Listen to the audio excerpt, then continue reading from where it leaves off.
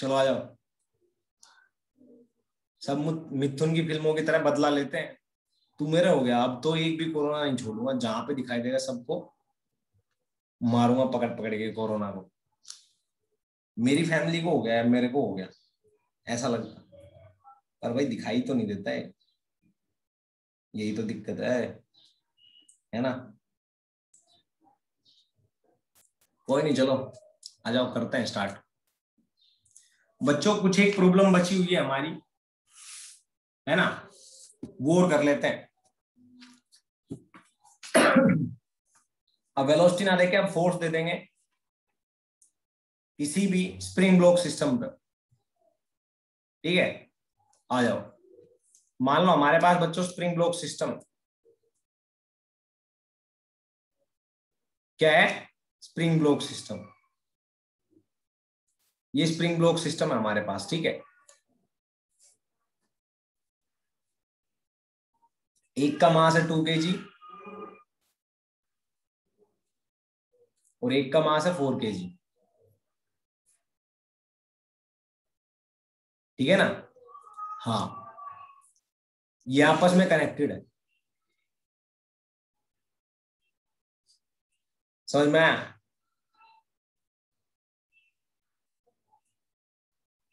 मान लो इसके ऊपर लगाया 2 न्यूटन फोर्स, कितना, 2 न्यूटन, है ना। अभी नेचुरल लेंथ पे है, इसके ऊपर लगाया है 10 न्यूटन फोर्स।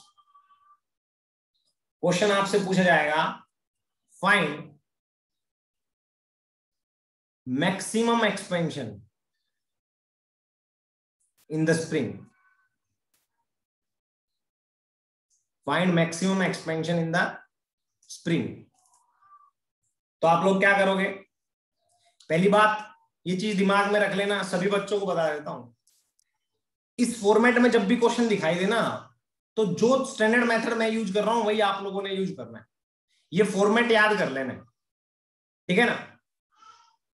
तो ऐसे क्वेश्चन को आप लोगों ने करना है सेंटर ऑफ मास फ्रेम से, इससे सेंटर ऑफ मास फ्रेम से, दूसरा कोई मेथड यूज नहीं करना, ठीक है। हाँ, तो आ जाओ कैसे सोल्व करेंगे एक बार देख लेते हैं।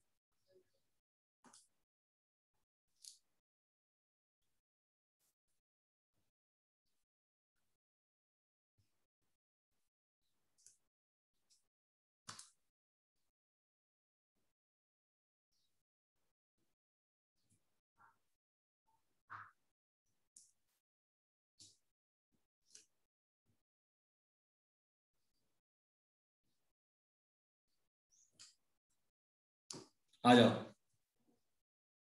अब ध्यान से देखना कि जब सेंटर ऑफ मास फ्रेम से इसको सोल्व करेंगे तो आ जाओ सेंटर ऑफ मास फ्रेम का एक छोटू फ्रेम बना लेते हैं यहीं पे, ठीक है ना।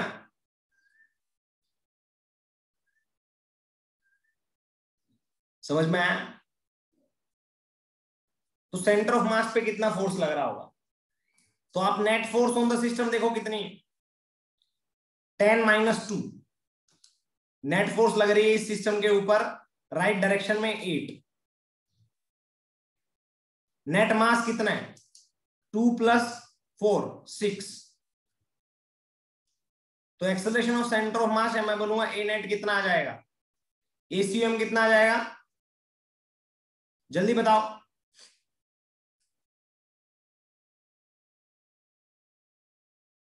अरे एसीएम कितना आ जाएगा, यही तो आएगा ACM, 4/3 acceleration of centre of मास, ठीक है।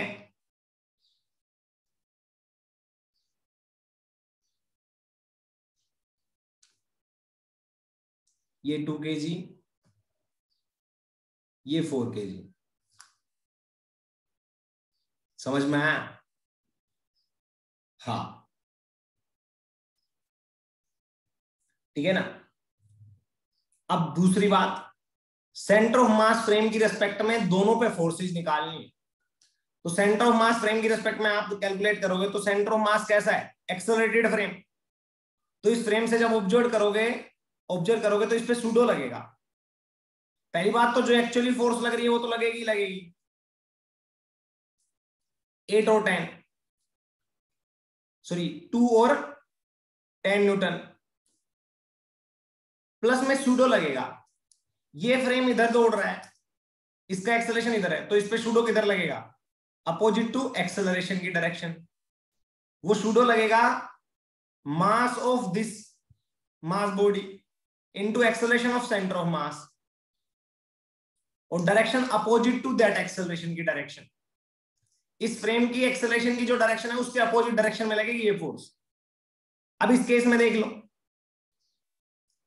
सूडो किधर लगेगा, पीछे की डायरेक्शन, ठीक है ना। तो इसको कोशिश करना किसी और पेन से रिप्रेजेंट कर देते हैं, वो थोड़ा अच्छा रहेगा, और तो कुछ नहीं।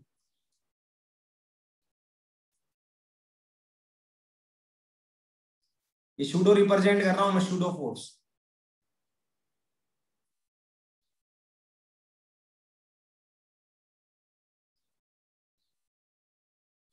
ठीक है,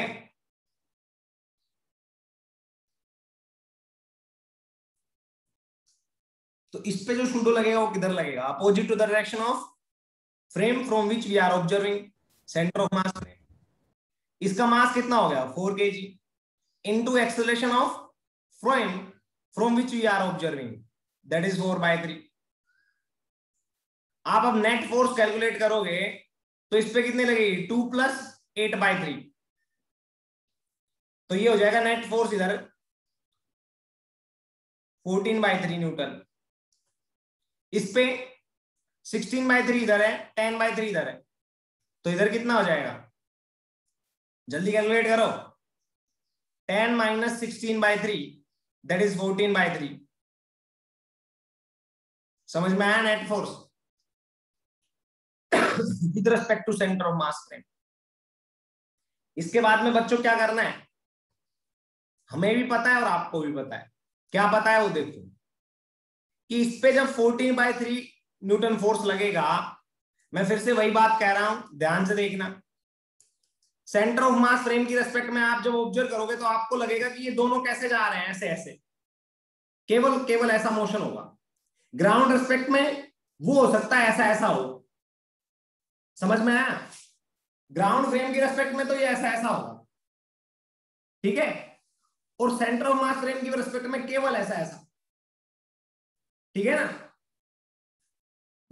समझ में आ रहा है नहीं आ रहा,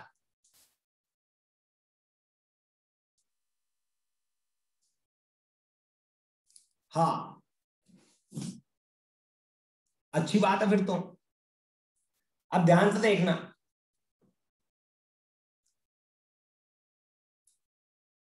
इसके नीचे ही बना देता हूं मैं और डायग्राम भी। थर्ड वन,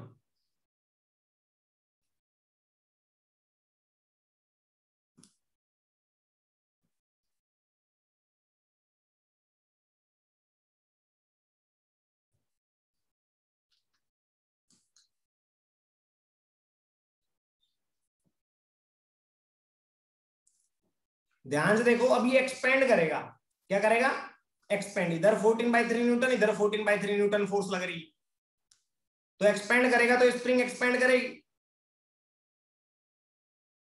तो मान लो ये स्प्रिंग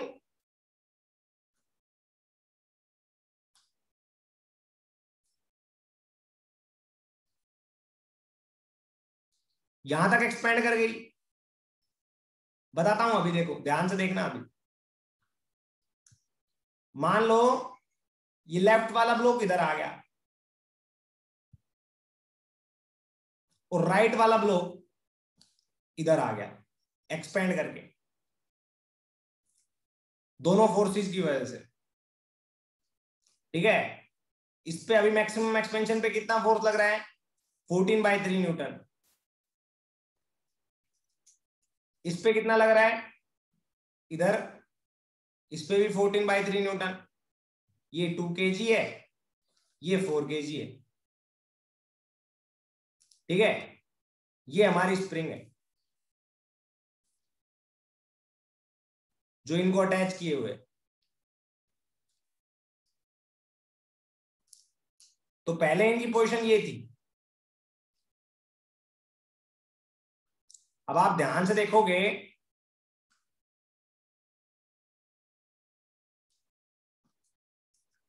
ध्यान से देखना, इसमें एक्सपेंशन आया है ये, इसको नाम दे देता हूं मैं x1, और दूसरे में एक्सपेंशन आया ये,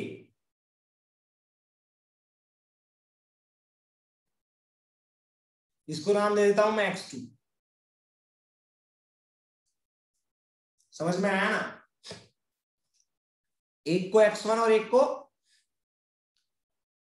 x2, इतना आ गया समझ में? ठीक है ना? हाँ, अच्छी बात है। तो अब अगर आप ध्यान से देखो तो हम बोलेंगे कि सर इस पे इतना फोर्स लग रहा था, ये x1 मैक्सिमम एक्सपेंड हुआ है। भाई ये मान लो मैक्सिमम x1, ये साइड x1 हुई, ये x2 हुई, और ये किसके कोरस्पॉन्डिंग है? ये कोरस्पॉन्डिंग है इस टोटल एक्सपेंशन के, जिसको हमने बोल दिया that is maximum expansion x max. हमने बोल दिया ये एक्सपेंशन है, ये मैक्सिमम है, तो मैं इसको लिख दूंगा L प्लस एक्स मैक्स। समझ में आया? एक्स मैक्स की वैल्यू क्या आ जाएगी? x1 प्लस x2। अरे अब एक्स मैक्स की वैल्यू क्या आ गई? एक्स मैक्स की वैल्यू आ गई x1 प्लस x2। अब with respect to centre of mass आपको क्या कैलकुलेट करना है? Work done on 1 plus work done on block 2 is, क्या ये दोनों फोर्सेज है 14/3 14/3, क्या इन दोनों की वजह से ये एक्सपेंड हुआ है बच्चों? अरे क्या इन दोनों की वजह से ये एक्सपेंड हुआ है? हाँ, तो मैं लिखूंगा work done bye all the forces. कौन सी फोर्सेज लग रही है? केवल ये दो लग रही है, is equal to change in total energy. हाँ कि ना? तो जब मैक्सिमम एक्सपेंशन पे पहुंचेंगे तो काइनेटिक एनर्जी तो क्या आ जाएगी? 0। अरे काइनेटिक एनर्जी क्या आ जाएगी? 0। और इनिशियली काइनेटिक एनर्जी क्या थी? इनिशियल वेलोसिटी इसकी भी 0 थी, इसकी भी 0 थी, तो इनिशियल काइनेटिक एनर्जी भी 0 थी। तो हम लिखेंगे चेंज इन टोटल एनर्जी। तो आपको लिखना है change in kinetic energy plus change in potential energy. Change in kinetic energy क्या हो जाएगा? 0, बिकॉज इनिशियली भी काइनेटिक एनर्जी 0 थी। मैक्सिमम एक्सपेंशन के बाद ये पलटी मारेंगे, आपको भी पता है पलटी मारते हैं ना, एक्सपेंशन के बाद फिर कंप्रेशन आता है ना, तो पार्टिकल रुकता है फिर वापस आता है। तो यहां पे भी वेलोसिटी 0 हो जाती है फाइनली, तो यहां पे भी v0, यहां पे भी v0 मैक्सिमम एक्सपेंशन के कोरस्पॉन्डिंग। तो चेंज इन काइनेटिक एनर्जी तो 0, क्योंकि इनिशियल काइनेटिक एनर्जी भी 0, फाइनल भी 0। तो हम बोलेंगे work done on first plus work done on second is equal to change in potential energy. तो नेचुरल लेंथ पे पोटेंशियल एनर्जी क्या थी? 0। तो हम लिखेंगे U final minus U initial is equal to work done by first. पहले पे force कितनी लग रही है? 14/3 इंटू एक्सपेंशन कितना? x1। जिस डायरेक्शन में फोर्स उसी डायरेक्शन में एक्सपेंशन, तो वर्क डन पॉजिटिव। दूसरे वाले पे 14/3 एक्सपेंशन कितना या डिस्प्लेसमेंट कितनी? x2। ठीक है, तो u इनिशियल क्या आ जाएगा हमारा? u इनिशियल नेचुरल लेंथ पे स्प्रिंग 0, u फाइनल क्या आ जाएगा?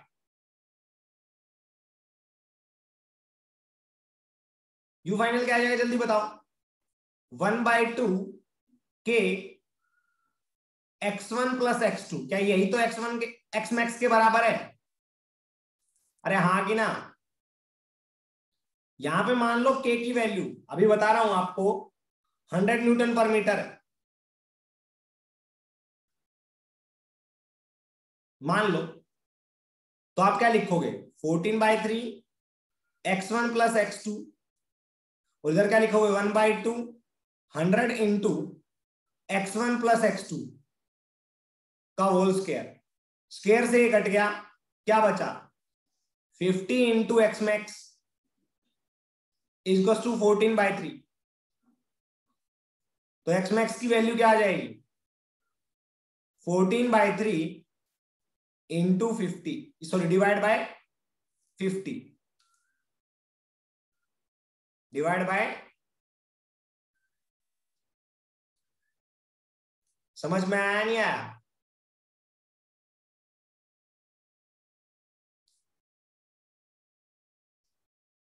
समझ में आया ना?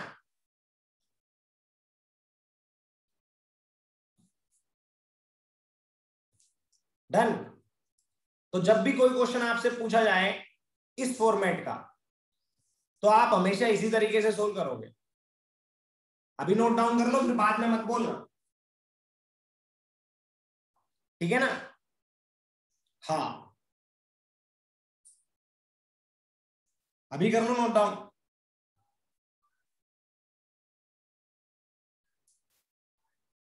शाबाश, जल्दी करो।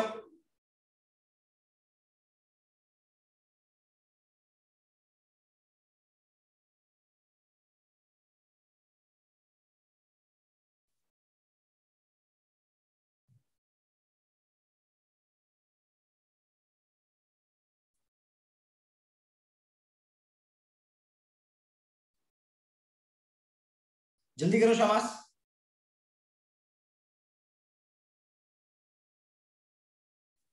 अब दूसरी बात करते हैं।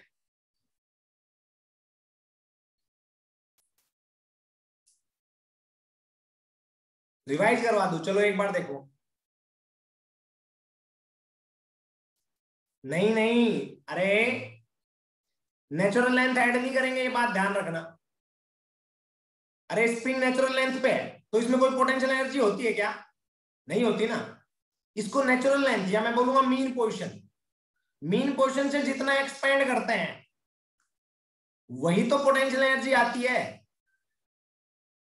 वही तो पोटेंशियल एनर्जी का कारण बनती है। उससे पहले तो नेचुरल लेंथ पे कोई पोटेंशियल एनर्जी नहीं है स्प्रिंग में, स्प्रिंग पड़ी हुई है आराम से मजे से, ठीक है?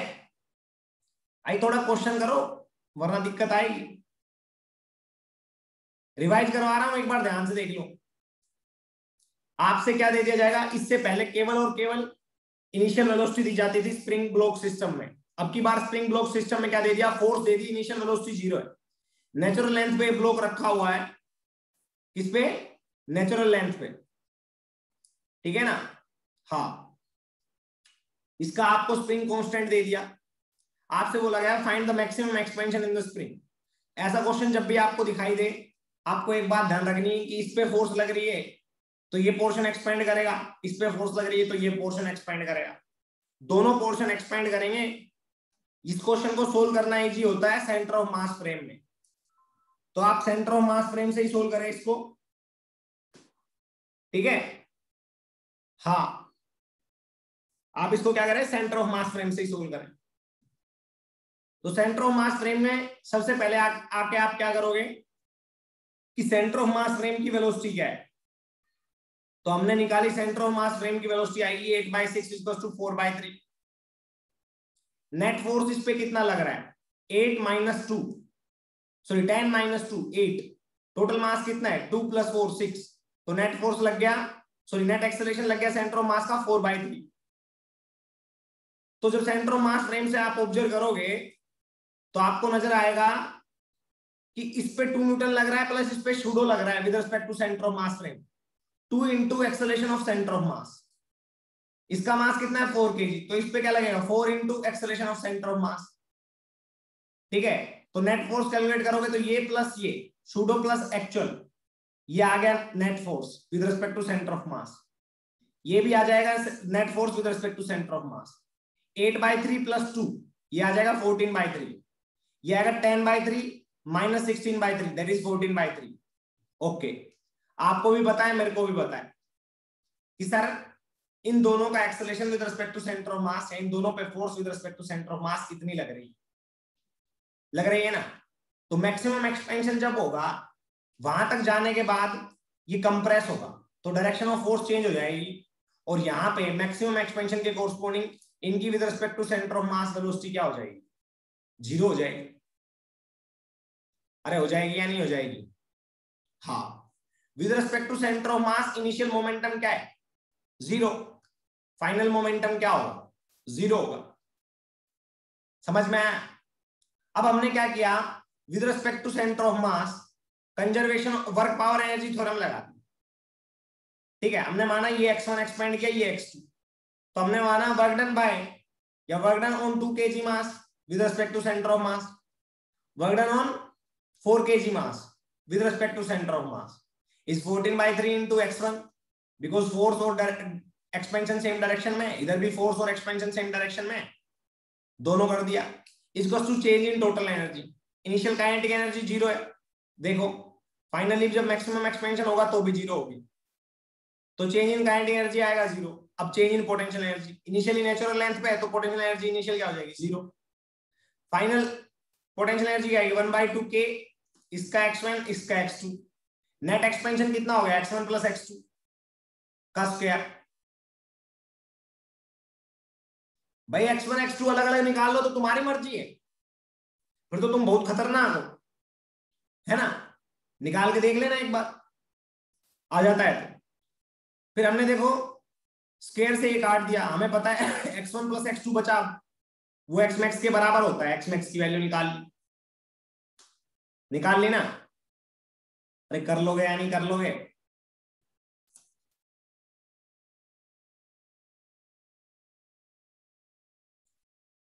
अरे वो तू ट्राई करना मोहित, तू ट्राई कर भाई, तू जब सेपरेटली निकाल ले तब मेरे को बता दिए।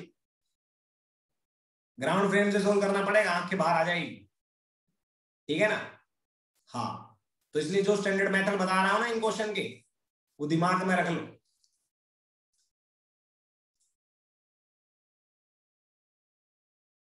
एक ये क्वेश्चन घर के लिए ट्राई कर लेना।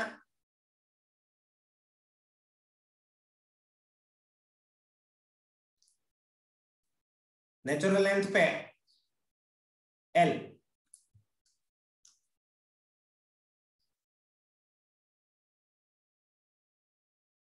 ठीक है ना।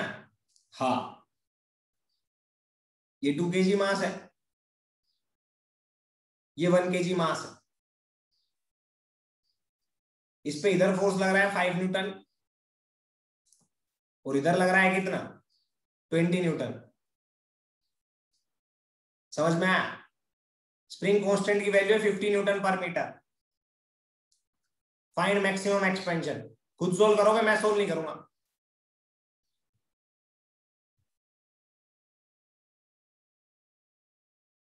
समझ में आया ना?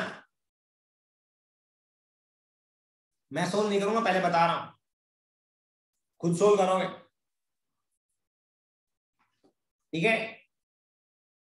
Okay done.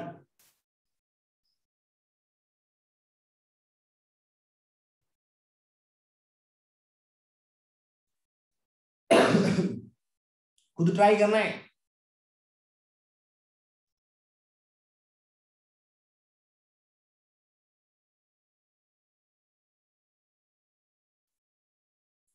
समझ में आया ना? हाँ, ओके बच्चों, तो ये आपका यहां तक मैं बता रहा हूं, सेंटर ऑफ मास कंप्लीट हो गया और कंजर्वेशन ऑफ मोमेंटम कंप्लीट हो गया। समझ में आया नहीं आया?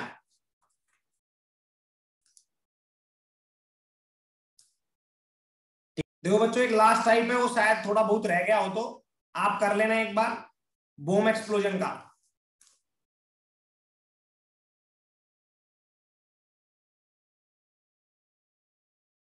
क्वेश्चन के थ्रू बता देता हूं, ये क्वेश्चन जनरली पूछा मतलब जनरली पूछा नहीं, मतलब स्टैंडर्ड क्वेश्चन है, आपको मिलेगा पक्का डीपीपी में। क्या होता है, मान लो आपको बोल दिया जाएगा कि एक बॉम्ब था, एक हॉरिजॉन्टल सरफेस है ऐसे, एक प्रोजेक्टाइल हमने क्या किया, थ्रो किया,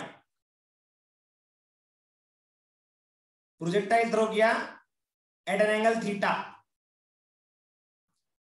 ठीक है। थीटा आप कुछ भी ले सकते हो, 45 डिग्री का या कुछ भी, मैंने 45 डिग्री का ले लिया, ठीक है ना। ये बॉम्ब है 2 kg का, समझ में आया। ये 10√2 मीटर पर सेकेंड से हमने थ्रो किया है, ठीक है या नहीं है। तो ये ऐसे जाएगा,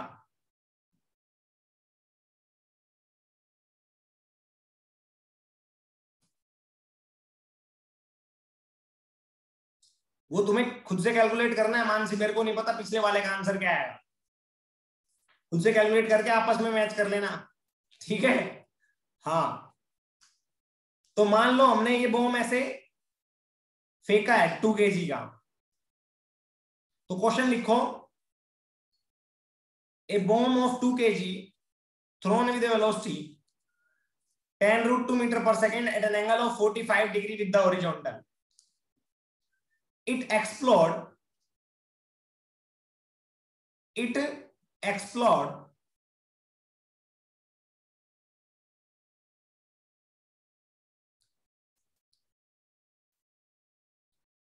it explodes at maximum height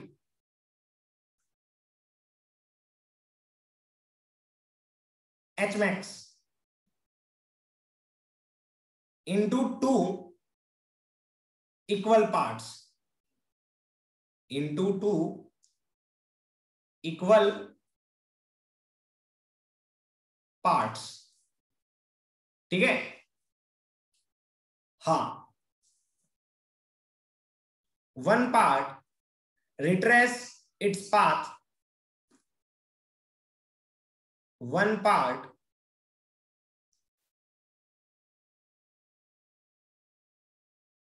retraced its path, ठीक है ना। हाँ, find out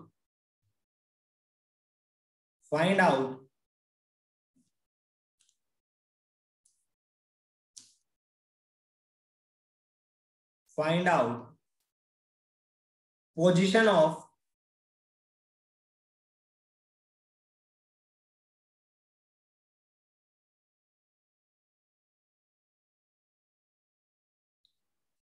second particle या second part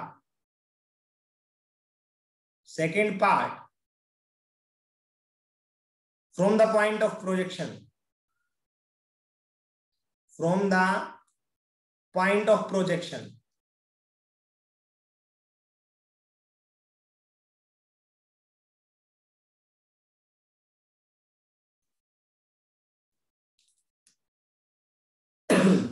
बताओ शाबाश।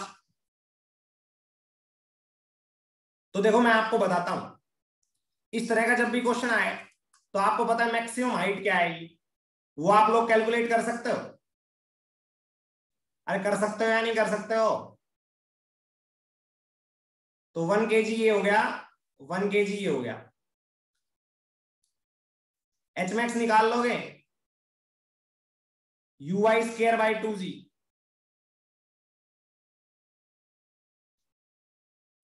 यहां पे ये एक्सप्लोड करेगा, आपको पता है ये रेंज है आर।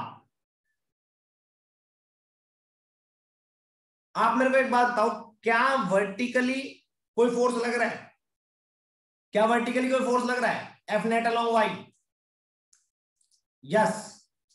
एक्सटर्नल फोर्स लग रहा है ग्रेविटेशनल, दैट्स व्हाई वर्टिकली हम मोमेंटम कंजर्व नहीं कर सकते। क्या F net along x, yes 0। तो एक्स एक्सिस के अलोंग मोमेंटम कंजर्व कर सकते हैं या हॉरिजॉन्टली।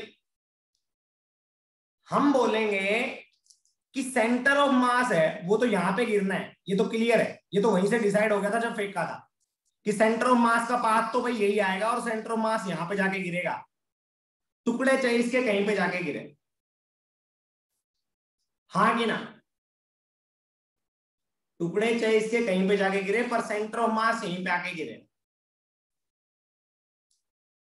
अरे एक्सप्लोजन हुआ है वो इंटरनल फोर्सेस से हुआ है भाई, हमें क्या लेना देना।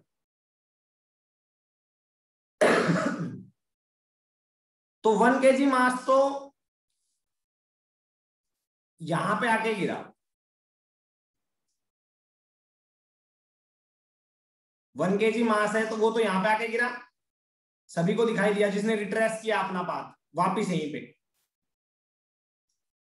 हाँ कि ना? यहीं पे आके गिरा ना, तो वो तो ऐसे गिर गया रिट्रेस करके अपना पाथ। तो 2 kg मास किधर जाएगा? वो ऐसे जाएगा कहीं ना कहीं, जाएगा या नहीं जाएगा? जाएगा ना बच्चों? हाँ, तो हम लिखेंगे कि मान लो सर, मान लो हमारा ये ओरिजिन पे जहां पे सेंटर ऑफ मास, या मैं बोलूंगा जहां पे सेंटर ऑफ मास गिरा है, ये कहां पे है? ओरिजिन पे, ठीक है? तो हम बोलेंगे centre of mass RCM is basically M1R1 plus M2R2। Horizontal के अलोंग नेट फोर्स 0 है तो हम इसको लिखेंगे M1x1 प्लस M2x2। RCM की वैल्यू 0 हो जाएगी तो हम लिखेंगे M1x1 प्लस, या M1x1 इज टू M2x2 लिखेंगे ना। अरे ऐसे फॉर्मूला होता है अपॉन M1 प्लस M2, तो M1 प्लस M2 इधर लेके आओगे वो 0 हो जाएगा, तो आप लिखोगे M1x1 इज टू M2x2। समझ में आया नहीं आया? तो एक M1 तो इधर गया तो आप लिखोगे 1 इंटू, इसकी दूरी कितनी हो गई यहां से, यहां सेंटर ऑफ मास से R, ये मान लो x2 है तो हम लिखेंगे M2 इंटू x2। मैग्नीट्यूड निकालना है हमें ये तो पता ही आगे की साइड गिरेगा, ठीक है? तो हमें मैग्नीट्यूड निकालना है वैसे। तो क्या रेंज आप निकाल सकते हो? ux into time of flight 2uy/z into 1 is to 1 into x2। क्या x2 की वैल्यू निकाल लोगे आप? निकाल लोगे ना? अरे समझ में आया नहीं आया? डिफिकल्ट क्वेश्चन क्या दे देगा इस फॉर्मेट में? 1 kg की जगह आपको 1 kg 4 kg का पार्टीशन करवा देगा, आप डर जाओगे भाई पता नहीं कैसा क्वेश्चन है। समझ में आया? एक दो पार्ट ना करवा के 3 पार्ट करवा देगा, एक बोल देगा इधर गया, एक इधर गया और एक इधर गया। तो आपको हॉरिजॉन्टल के अलोंग नेट, हॉरिजॉन्टल के अलोंग कंजर्वेशन लगाना है, याद रखना।